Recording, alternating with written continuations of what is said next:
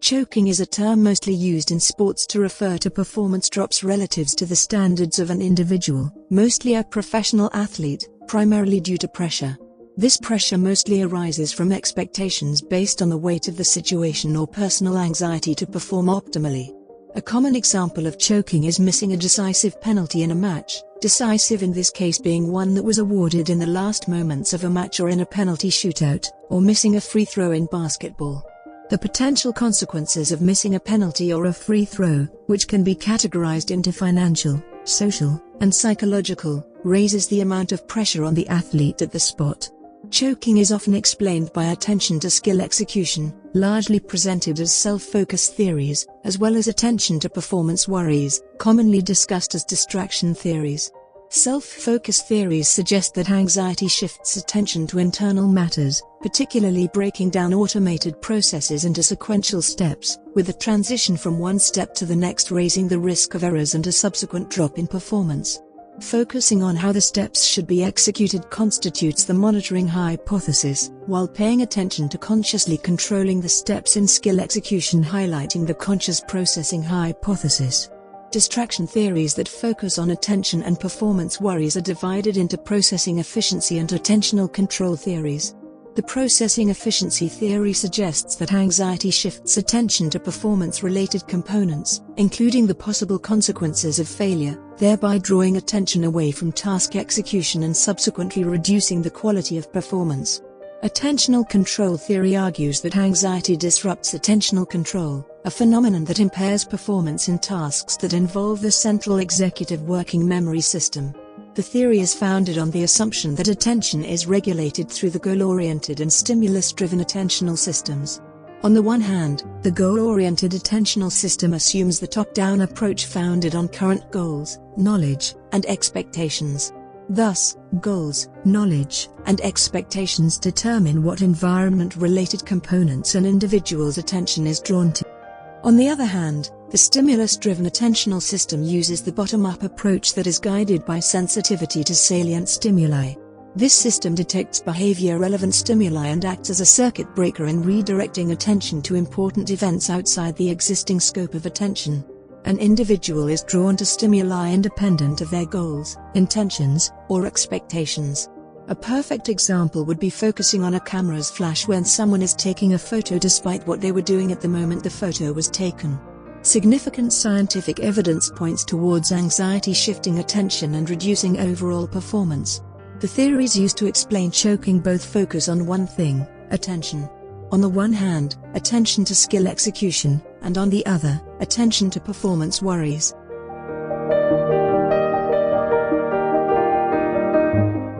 Attentional requirements in skill learning differ with practice and experience. The factors affecting skill acquisition include differences in cognitive structures that affect performance and variations in the performance itself. Skill execution is supported by a set of unintegrated control structures that are held in working memory and attended to one by one in a step-by-step fashion. As a result, attention is committed to controlling task performance and hence is largely unavailable for the interpretation or processing of non-task related stimuli. Unintegrated task control structures of the working memory, applied in step-by-step processes, are useful in supporting novice performance. Novices excel in skill-focused situations by concentrating on the task at hand, while their performance drop in dual-task conditions that provide limited time to deploy attention. Following extended levels of practice, skills become mediated by the procedural memory, and are subsequently executed automatically with minimal attentional demands. Expert performance occurs more automatically as it is associated with the processes running outside the working memory. Experts' skill repertoire is supported by proceduralized knowledge structures. Procedural knowledge pertaining to a specific task develops with continuous practice. This knowledge does not require constant control as it operates outside the working memory. Attention is needed in the step-by-step control of execution in the early stages of performance before a skill is well learned. Secondary task demands heavily affect the acquisition of new skills and performance, as well as experts' abilities to successfully operate in high attention load environments. The performance drivers of well-learned skills include knowledge structures, memory capacities, problem-solving abilities, and individual differences. Directing attention towards task execution in the early stages of learning improves overall performance, with this advantage gradually fading off with increased practice and mastery. Subsequently, drawing attention away from execution after practice improves performance. Attending to step-by-step components of proceduralized skills disrupts execution, thereby making paying attention counterproductive for automated performances arising from practice. Examining attention as a function of an individual's skill level reveals that once a skill is well learned, attention is not required for systematic execution. Expert performance falters under conditions that allow skill monitoring and control mechanisms. Attention deployed by experts towards the performance of well-learned component processes disrupts automated processes that run as uninterrupted routines that do not involve the working memory. Attention benefits novel performance that is not reliant on proceduralized knowledge representation, even when tasks are completed by experts. Attention in high-level automated skills results in sequence breakdown into smaller independent units similar to those exhibited when acquiring a new skill. The independent units are activated and run separately, which slows down and reduces the quality of performance, with every transition between one unit to the next raising the probability of errors that are not present in controlled structures. Thus, sequence breakdown in learned skills is responsible for suboptimal performance among experts who are subjected to high-pressure situations responsible for increased stress capacity.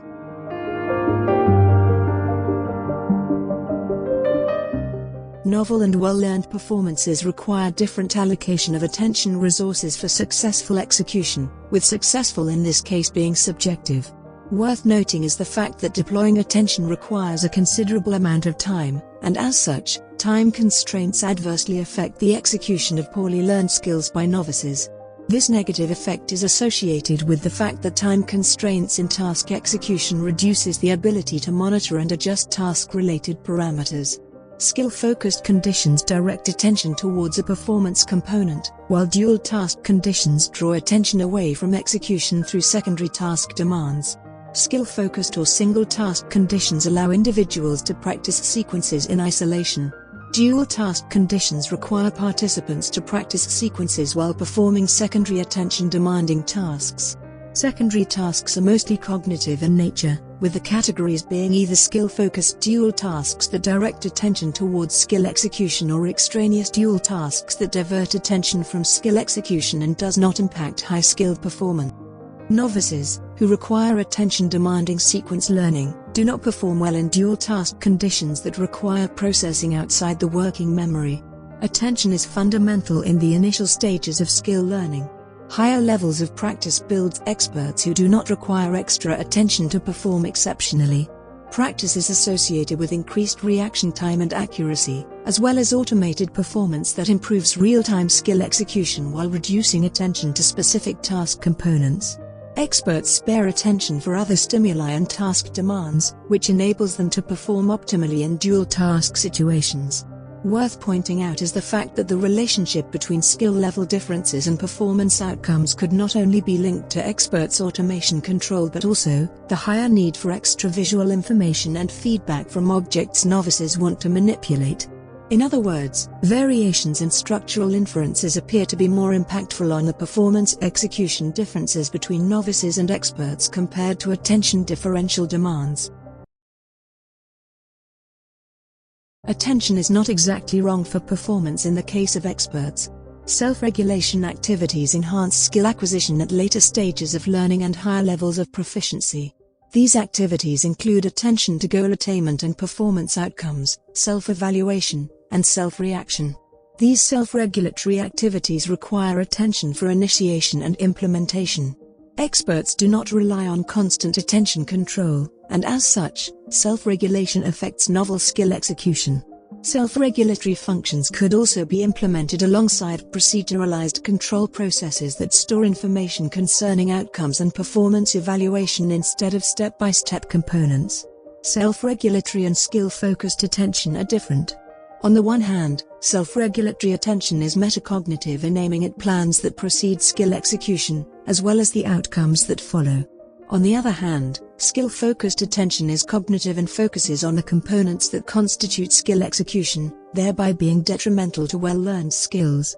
Skill-focused attention is essential to experts when they need to relearn or unlearn some knowledge, thereby providing an overlap with self-regulatory attention.